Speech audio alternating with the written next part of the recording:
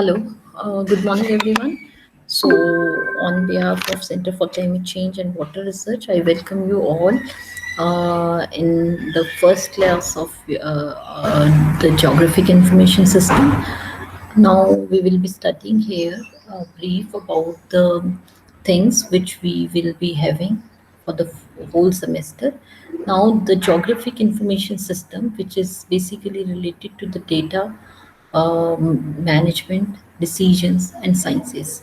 So, what it is, how it is being implemented, all these kind of things we will be studying the basic introduction and fundamentals in today's lecture, followed by a brief about the course and the topics, the assignments, the practicals, what we will be doing in the complete semester of yours in this paper that we will be studying in very brief, and with the course of time you will be having an idea that what all we will be going through. So let me start with the introductory part of the course of yours. Now, the objectives of the course. This course is an introductory course for specially provide the information about the GIS, what it is. So it gives you an overview of the development and the basic of the geographic information system and its principles and its applications.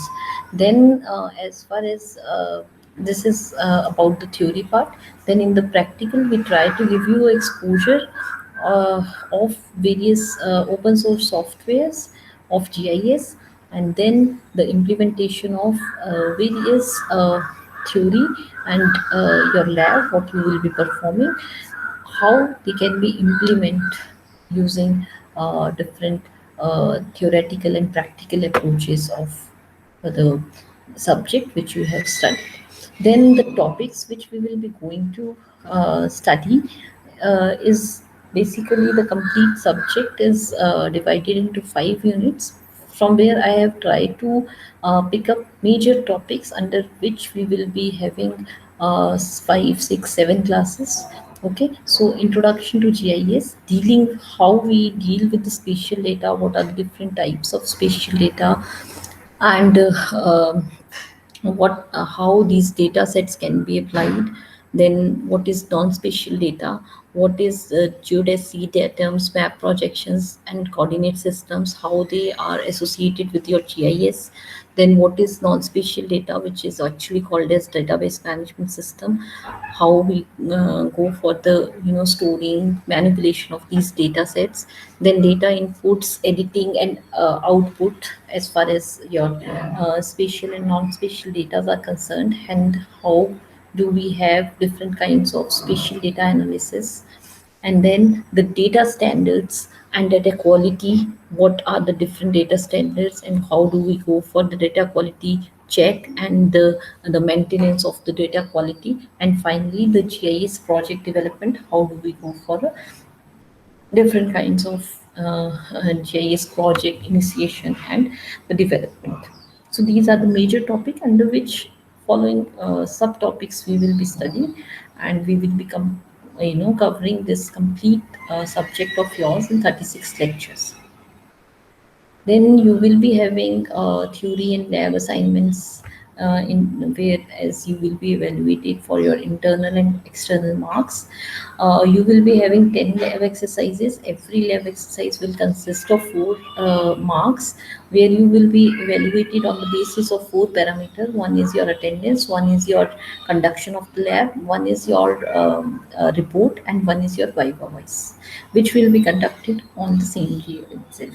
And then we will be having a project, lab project, which will be based on these 10 lab exercises, where you will be creating a model, and you will be evaluated at the end of your semester when the final viva voice will be conducted, 20 marks, and 40 marks is for your external examination, final and term examination as far as your labs are concerned. In your theory, we will be having weekly tests, two weekly tests, 5 marks each. Then we will be having two midterms, 10 marks each. Then we will be having two graded assignments of 10 marks, and then finally 60 marks and semester examination. So in case of lab, you will be having 60 marks internal mark and 40 marks external, or you can say final exam. And then in case of your theory, we will have 40 marks for the internal assessment, which I have told you in the form of graded assignment, weeklies and midterms, and 60 mark for your end term examination. And in that end term, you will be having questions from all the 5 units, equally distributed. Okay. Then now, let us start with the introduction to GIS, which is our today's topic. Okay, so what does GIS stand for? As I told you in the beginning, that GIS stand for Geographic Information System. Okay, geographic means when you we are talking about the various features of the real Earth in terms of their location, in terms of their spatial characteristics. Information is something, the qualitative or quantitative information of the or the characteristics of your geographic data set. That is your information, and a system. Okay, and a system where we input something, where second phase is analysis of that input data set, and finally come out with some results in terms of maps, charts, and the reports. So GIS basically it is a process where we go for the storage of various information related to their location, related to their different characteristics. We go for the collection of those things, we go for the storing of that thing, we go for the manipulation, we go for the analysis, and finally come out with some output in terms of maps, charts, or records. Okay, so geographic information system is basically a computer-based system for collecting, storing, organizing, maintaining, and analyzing the spatially referenced data. Okay, that is your geographic information system, where we are dealing with the spatially referenced data in terms of its storing, its collection, its maintenance, its organization, and analysis. Okay, and the output of these spatially referenced data sets in terms of various reports, charts, maps, etc. Now, what is data? Data is the collection of related facts or the basic elements of the information.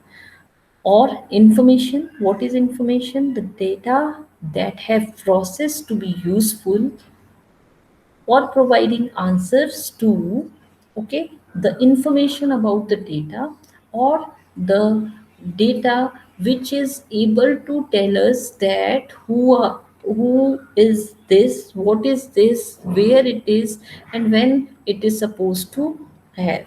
So these kind of question with reference to spatial characteristics, when we are able to manage, that is your geographic information system. Now, what are the basic components of this system? Like in the definition also we have discussed that this is a geographic information and system. So that means we need hardwares, we need softwares, we need data sets, we need supporting people who knows about it. Okay, so that means the people, the software, the data sets, the approaches, and the hardware, they are the component of the complete GIS. So we can categorize these components of GIS into the software, where we can process these data sets, the data which we have collected, okay, the hardware which will store these data sets, and software which will process these data sets. And to manage this data, To manage this software, to manage this hardware, we need to have people who can have this knowledge about handling the softwares, hardwares, and the uh, data set. Okay, how to store, where to store, all these kind of things. And finally, the approaches and the money to have all these things. Okay, so we understand GIS to be a computer facilitated system, but it is not only the software, it is not only the hardware. We need the data, we need the trained person, we need the supporting institutions and the protocols for use. Okay, so all these things, till the time we are not having in a single platform, we are not able to perform the GIS in a proper manner. So when we are talking about GIS components, then we need people, software, hardware, data, approaches, and most importantly, the money to have all these things. Okay, and the protocol who will use these kind of data sets, who will support these kind of activities.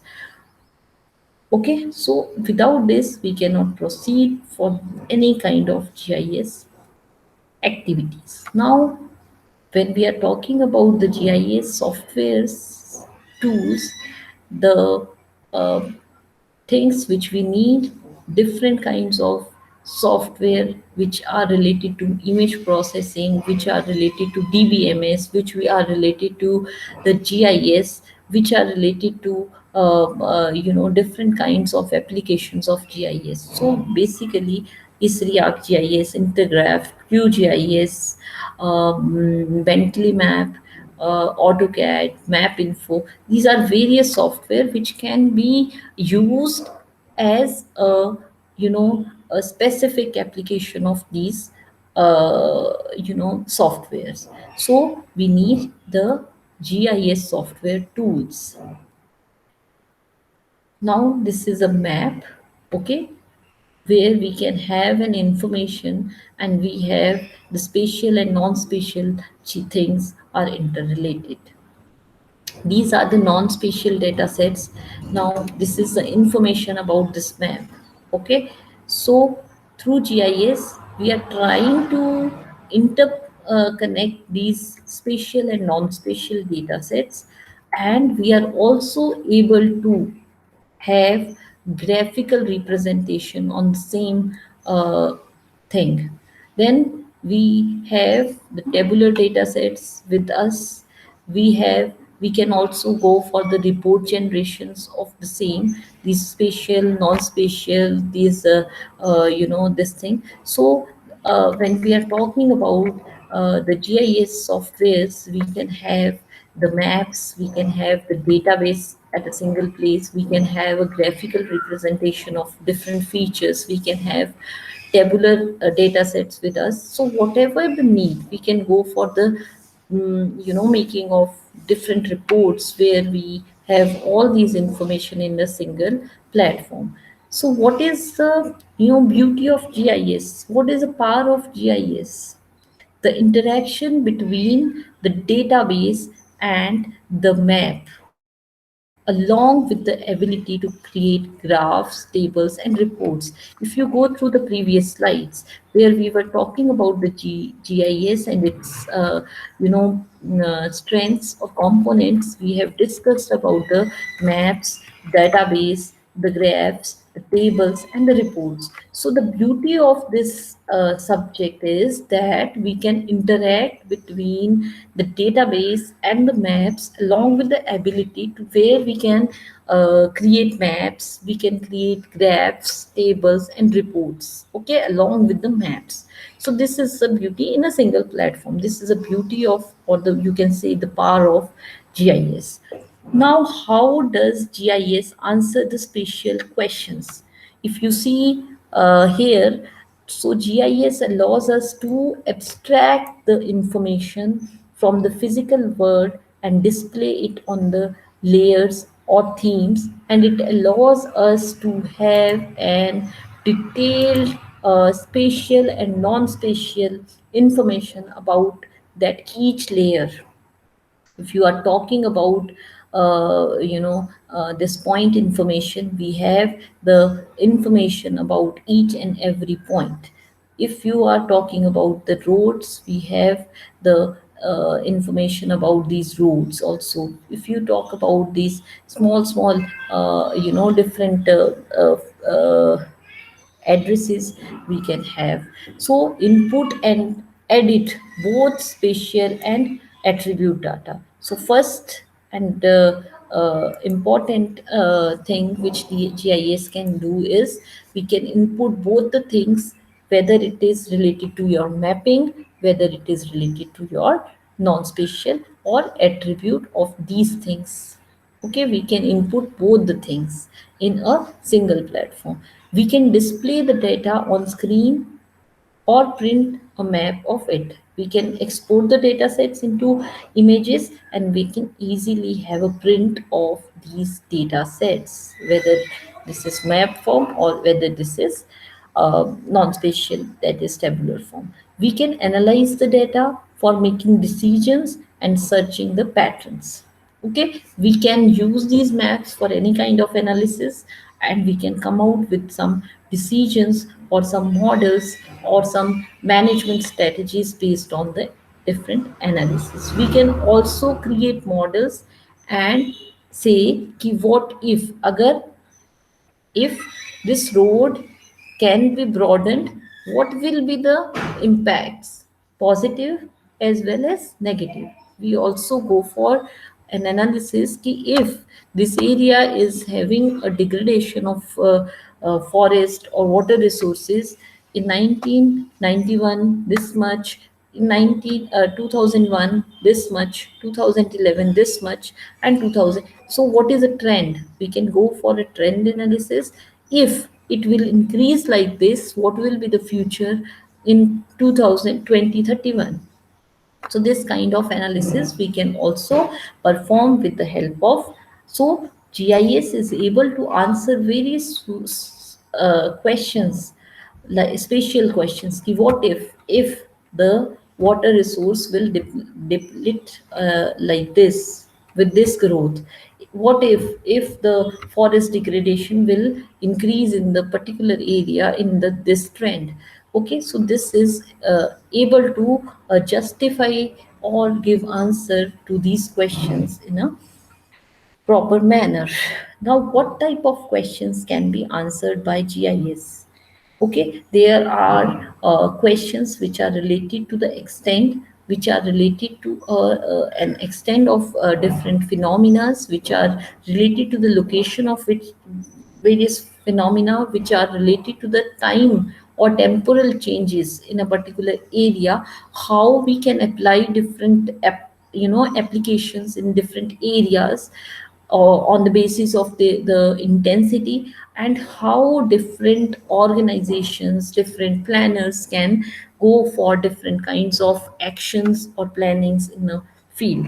Okay, so where are the particular features found, where, what geographic patterns a particular phenomena is having, where have the changes occur over a specific time period, the temporal changes which we were talking about. Okay, so we can have an idea that in 1991 the particular forest is was looking like this. In 2001 it is shrinked and looking like this.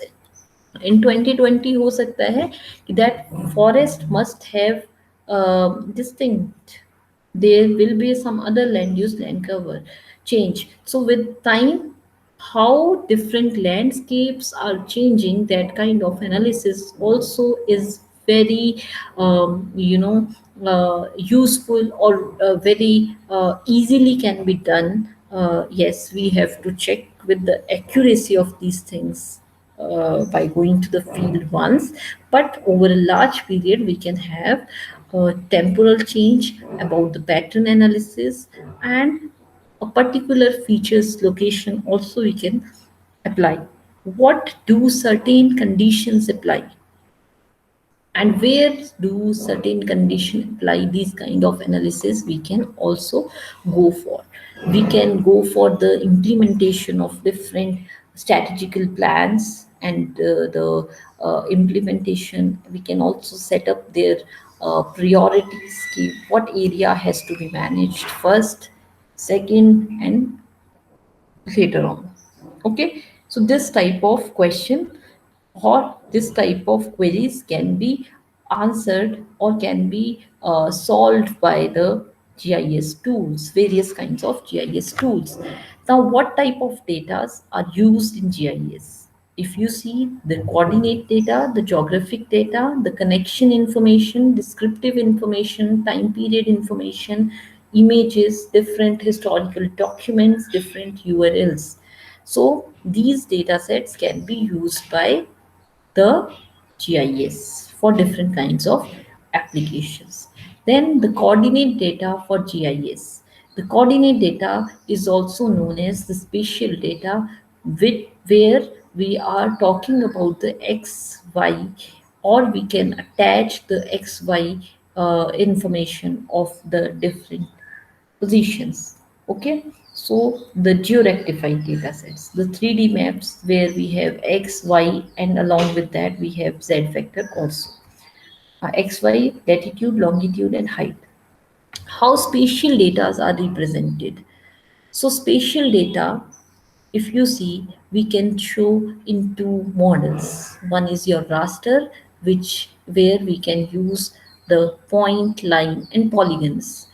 The one, another one is raster, through which we can show the spatial data where we have uh, grids or tessellations, where the data is presented in terms of its rows and columns, and in case of vector we have point, line, and polygon. Okay, so this is the basic forms of the spatial data sets. Now we have large number of applications of GIS. We can talk about the urban planning and management policies, where we are talking about the zoning and the subdivision of planning. We are talking about the land acquisitions and land holdings. We are talking about the economic development of a particular area. We are also talking about the analysis, different kinds of analysis. We are talking about the road networking, we are talking about the crime analysis, taxation, health facilities. So any kind of urban management related things also we can apply the GIS. Environmental issues like monitoring and environmental risk. Okay, how the temperature is, affecting different environmental effects, so monitoring of different environmental risks, modeling of storm runoff, management of watersheds and flood. Okay, so different kinds of environmental analysis can be done, where we are talking about the groundwater contamination and groundwater potential zone mapping, where we are talking about the water quality, where it is toxic, where it is pure. Okay, we are talking about environmental impact assessment. We are talking about the management of various resources in terms of their watershed management, in terms of their floodplains, as these floodplains they fed in terms of different agriculture products, then wetlands, as they are the shelter of different wildlife, birds sanctuaries, okay, are there in the wetlands. Forests, they also fed people who are in and around. So these kind of how they are being affected, and how we can go for the different management activities using these geospatial technologies, as they provide a tool where we can go for a synoptic analysis. Okay, the areas which are topographically are not accessible, we can have their images, and we can go for different kinds of environmental planning and policy related issues, political science related issues, where we are restricting, we are analyzing some election status. We are also doing predictive modeling. Okay, civil engineering and utility is also having an application of GIS in terms of maintenance of various things, maintenance of civil lines, okay, maintenance of this gas pipes, etc., maintenance of sewage, coordination of infrastructure, designing of various, what do you call, dam construction sites. Okay, so these kind of analysis, as far as the engineering and utilities are concerned, we can go for different kinds of demographic analysis in terms of various business management strategies. We can also go for site selection for best sites of business where it can be put up. Okay, then education and administration, the maintenance of attendance, enrollment of projects, school bus routing, college bus routing. Okay, all these kind of education administrations can also be done. Then the real estate, neighborhood land prices, traffic impact analysis, determination of highest and best use. Other than that, we can also plan a real estate with reference to the utilities and facilities, that which areas are having a potential of these utilities and facilities, so that we can manage a real estate business in a particular area. So this is again very potential areas of GIS application.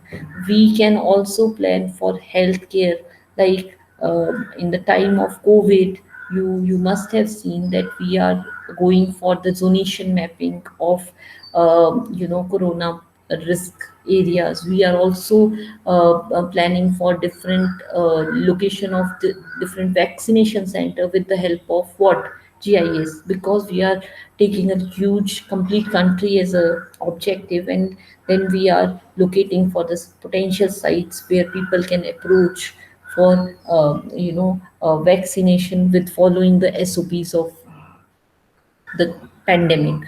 Okay, so these are the potential areas of GIS, and many more also. Okay, then whenever we are talking about these areas and the applications, we have to go for the selection of different projections, as we know that the projection system is a system where we are talking about the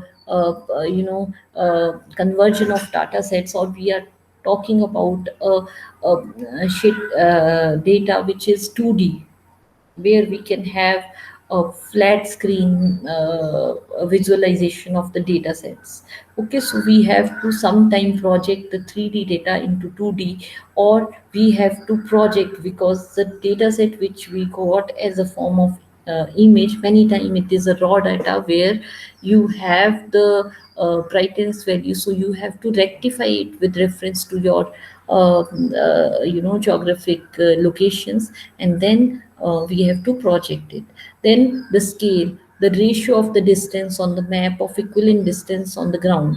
Okay, then the accuracy, how well does the database match with the real world features. Okay, so positional accuracy is also important, consistency and completeness of the data is also important. Then we also need to take care about the resolution, the size of the smallest feature uh, we are able to recognize. If you talk about the raster data set, there it is called as a grid or a pixel.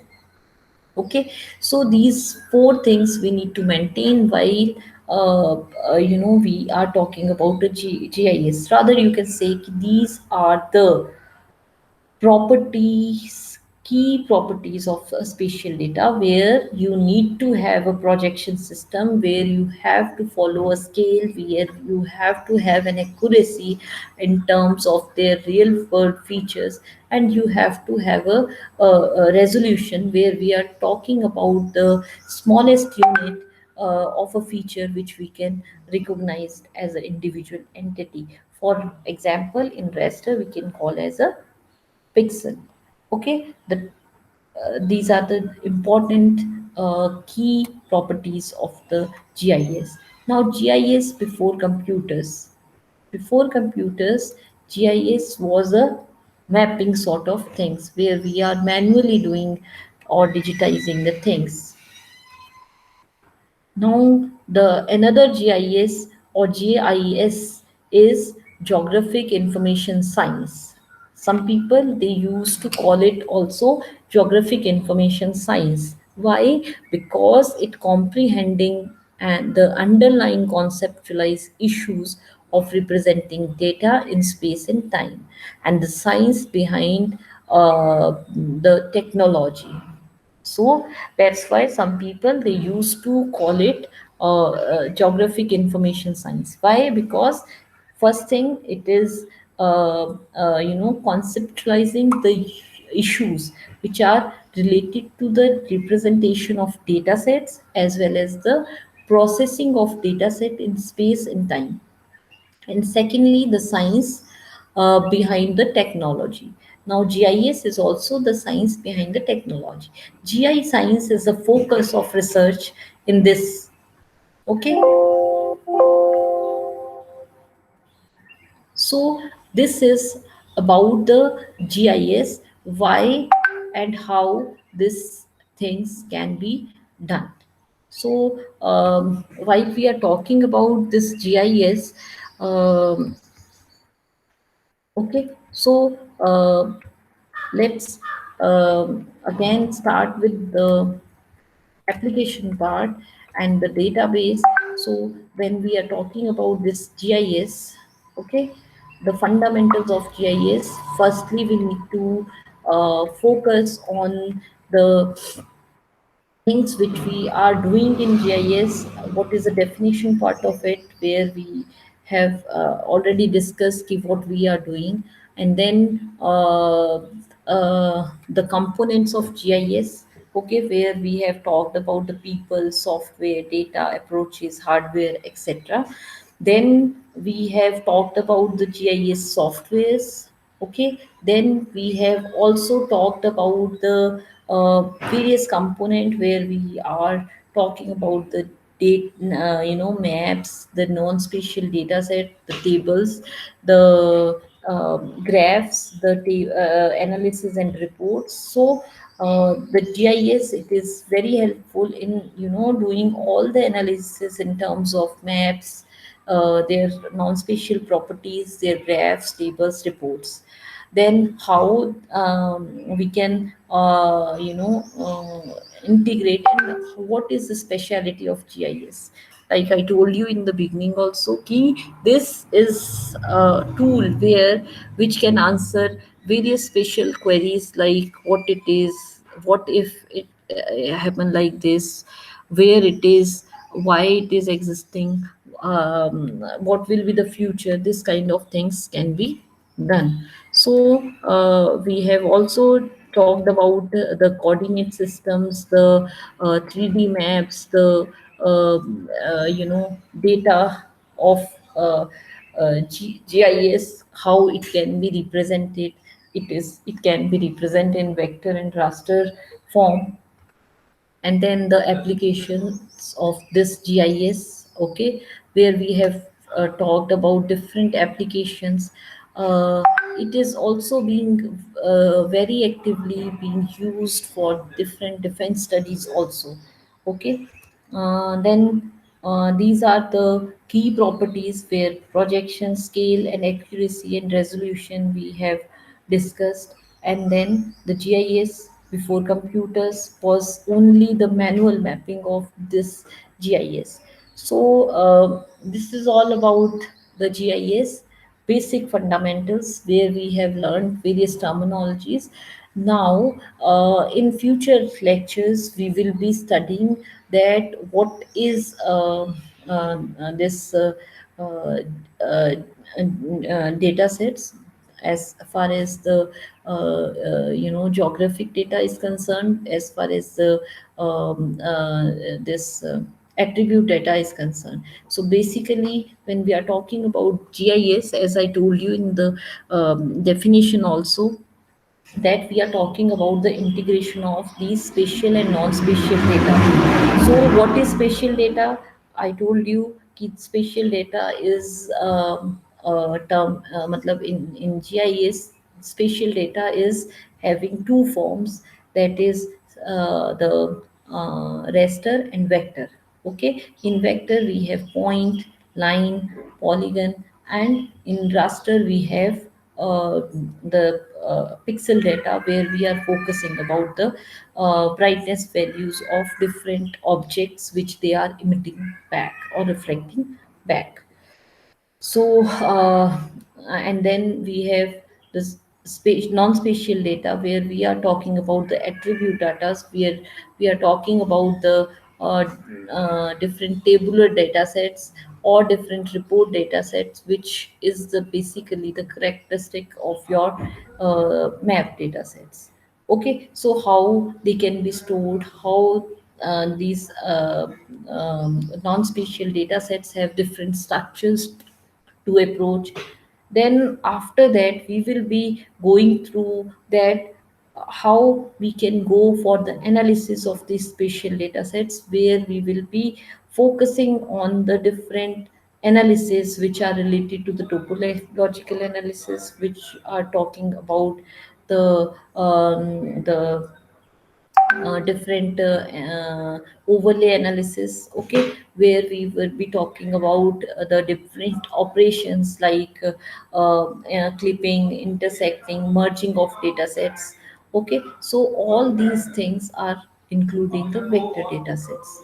And then we are having the raster data sets, where we are talking about the overlaying of different layers. We are going about the multiplication of these cells, we are going about the averaging of these sets, we are going about the every addition of these layers, and we are getting some output layer, and which will be helpful for different analysis. So this is about the spatial data sets, and I told you about the non-spatial data also, key what we will be doing in those things. And after the analysis part, we will be going for the analysis, different analysis techniques of this raster and vector, and then we will be going for the different what do you call, the quantification of these data sets, which we are either vectorizing or either creating. So what is the authenticity, how we are judging that the data sets which we are making are right or wrong. So we will be going for different quantification techniques. Then we will be also having an idea about what are the different errors while we are going for the vectorization, rasterization, or the different non-spatial data sets storage and manipulation techniques are we are applying. So what kind of errors, what are the possibilities of those errors, and how do we go for the management of these errors in terms of the remedial processes. Okay, so that our data which we are mapping, or which we are preparing, can be an accurate form or the precise manner we can represent those data sets. And after that, finally we will be analyzing those things.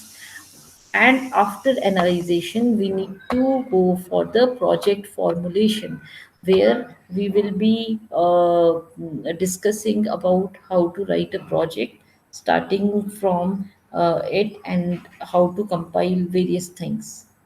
With this, I will be ending my lecture. Thank you very much.